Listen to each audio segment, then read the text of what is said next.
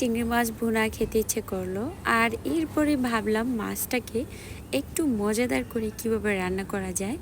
আর রান্না করে যখন খেয়ে দেখি এতটাই মজা হয়েছে, তখন ভাবলাম আপনাদের সাথে তো শেয়ার করতেই হয়। তো প্রথমেই আমি এখানে ছোট বড় মিক্স কিছু চিংড়ি মাছ নিয়েছি। আর আজকে চিংড়ি মাছটা যেহেতু আমি ভুনা করব, তাই এখানে বেশ কিছুটা পেঁয়াজ কুচি দিলাম। আর এই তো ইচ্ছে করলো যে আস্ত কিছু রসুনের কোয়াটাও দিই, তো এখানে এক মুঠোর বেশি হবে। এরপর আমি এখানে দিলাম চীনাবাদাম বাটা, আর নারিকেল বাটা, আদা বাটা, রসুন বাটা, এই সব কটা শিলপাটাই কিন্তু বেটে নিয়েছি।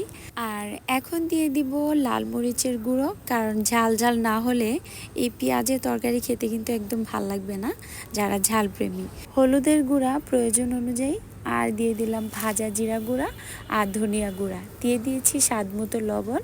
আর এখানে আস্ত কিছু